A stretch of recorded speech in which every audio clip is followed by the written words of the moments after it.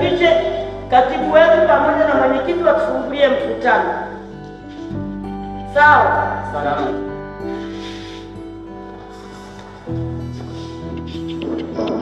Serikali ya Jamhuri ya Muungano wa Tanzania. Kazi iendelee.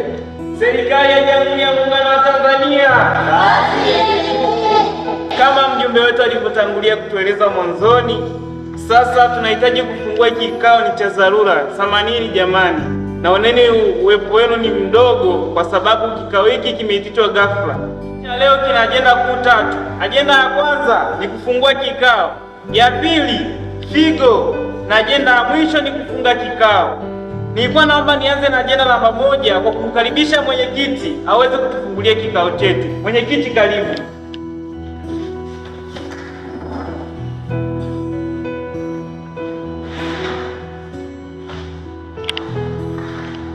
Wananchi oye! Na wasalimu kwa jina la Jamhuri ya Muungano wa Tanzania. Anyway, tuko hapa kwa mambo makuu matatu kama mliposikia hapo awali. Mpaka sasa kikao kiko wazi, kwa hiyo tuwe wasikivu. Japokuwa tumekuja wachache, ni kikao cha dharura. So, je, mnaofika mtakuwa chache wa kufikishia ujumbe kwa watu wengine. Asante. Katibu, karibu. Kama nilivyotangulia kusema mwanzoni, ajenda namba 1 imekwishaisha. Sasa ni ajenda namba 2, figo. Jamani wananchi, sasa hivi kuna matukio kadha wa kadha yanatokea katika kijiji chetu.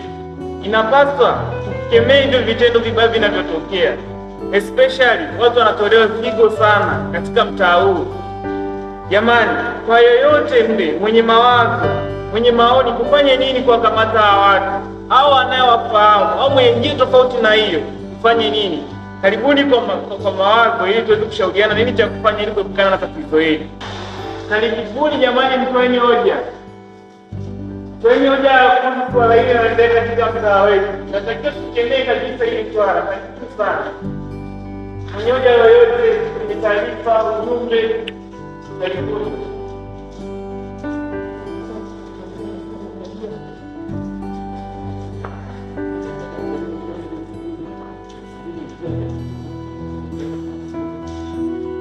Na isitoshe, Tanzania kama sasa hivi tunalia katika kilio hiki. Figo. Hili tatizo inatakiwa sisi wananchi tuwe mawazo yetu ili kuepuka swala hili katika taifa kwa ujumla pamoja na kijiji chetu. Pia mnapoona ni katika kijiji chetu tumekuwa na mtafaruko sana bila swala hili. Karibu sana. Mheshimiwa Mwenyekiti, mimi kuhusu swala la figo kijana, mimi napendekeza kwamba mkimkamata kijana ndiye fanya upumbavu, mumwadhibu vikali ili kusudi iwe fundisho kwa ambao wanafanya upumbavu kama huo mtaani. Sasa kwa tunyima hadi amani ya kutembea. Kweli. Asante.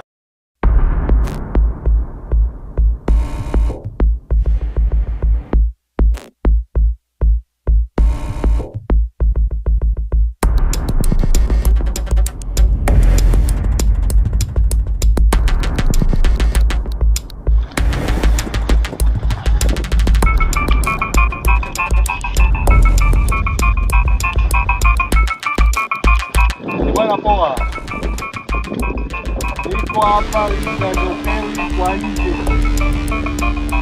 Ukishafika sikiliza mpaka hapa.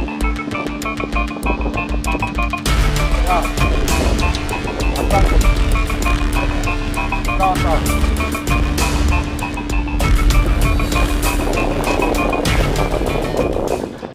Karibu. Mimi ningependa kuombea tuwe makini na wageni wanaoingia katika mtaa wetu. Maana hata juzi kati hapo nimepita mtaani nasikia maneno kuna mtu amekufa mtaani ametolewa. Nilihuzunika sana. Naomba tuwe makini ndugu zangu. Sasa hivi hali imekuwa shida. Kila kona wanalia matatizo. Mtoto hapo.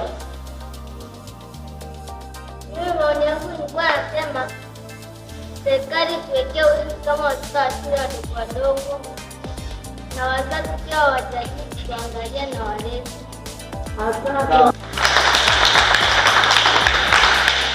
Tulivyosikia hoja zenu zote ziko sawa, lakini tunaomba tu support yenu, ushirikiano.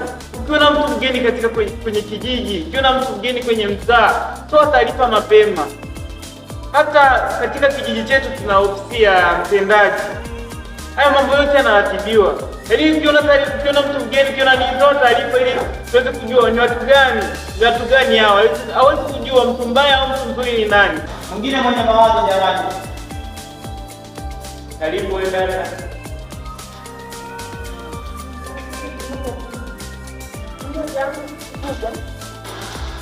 Ni kwamba kwa mfano sisi wanafunzi tunawahi kuamka kwenda mashuleni kuhesabu namba, na pia tukitoka shuleni na tuna njaa. Kwa hiyo tunakutana na mtu anakuambia tunaweza kuendea sehemu kufanya chakula au nikupe lifti wahi kwenda nyumbani, na tunatembea umbali mrefu. Kwa hiyo anaenda kufanya hivyo kitendo, huwezi kujua huyu ni mtu mzuri ama ni mtu mbaya.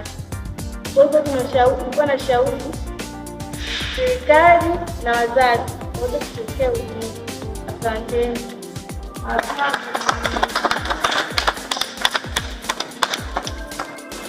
Yote mliosema yako sahihi kabisa. Yaani kijiji chetu kimechafuka sana sasa hivi. Isitoshe, sio kijiji chetu tu, hata nchi nzima kwa ujumla. Tunapaswa kuzingatia hili swala kabisa. Cha kufanya, ukiona mgeni wowote huko kijijini, unatakiwa utoe taarifa kwa mtendaji ili kuweza kufuatilia kweli kama ameidhinishwa kukaa katika kijiji hiki. Sasa nisongee maneno mengi, naamini kuwa nyie sasa hivi mshakuwa mabalozi wa kwenda kutoa taarifa kwa wengine ambao hawajafika. Nilikuwa namuomba mwenyekiti aweze kutufungia kikao chetu ili tuweze kuendelea na mambo mengine. Kama mnavyojua ni kikao cha dharura. Mwenyekiti, karibu. Asante. Asante katibu. Ndugu wananchi, napenda kuwaambieni kuwa endapo kimwona mtu yoyote katika kijiji hiki ambaye hujui anatokea wapi, taarifa zake ni zipi. Katika kijiji chetu kuna uongozi mwingi, kuna mjumbe, kuna barozi, kuna mwenyekiti, kuna katibu, kuna mtendaji. Kwa hiyo yoyote aliyoko karibu na wewe, fikisha hizo taarifa. Tusikae kwa kuangalia huyu ni mgeni sio nini. Na kingine, usikubali kupokea mtu usiyemjua ametokea wapi. Nadhani hapa tumeelewana kwa makini.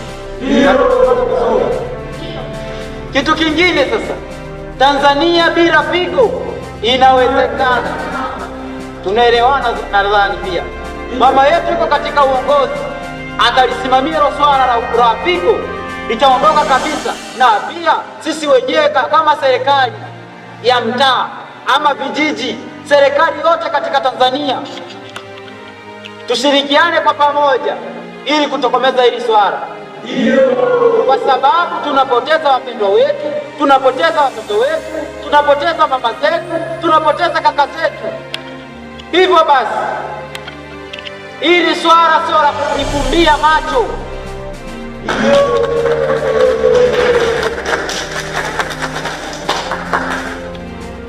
Napenda kuwakumbusha tena, Tanzania bila figo, Tanzania bila figo. Hayo, hili swala tusilifumbie macho. Tumeelewana? Ndio. Hivyo basi, tumefika tamati ya kikao chetu, ila kaeni nalo akili swala. Tunaweza kuondoka, na kila uliosikia tafadhali mjulishe na mwenzio ili tujue wote kwa pamoja. Asanteni sana. Hata kijiji chetu kinatambua. Sisi tunawaambia hakuna mzaa. Hakuna mzaa.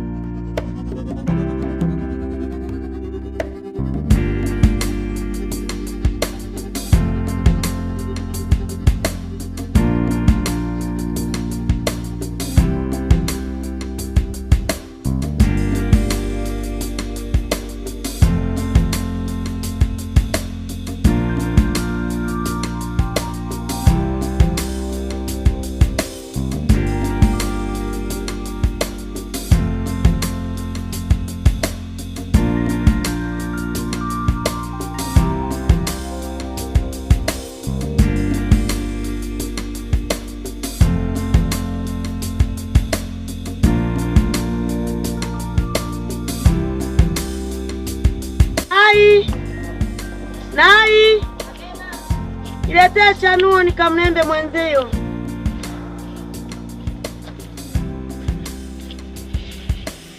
Ilete chanuo nikakulembe mwanangu. Nataka sasa hivi niwe na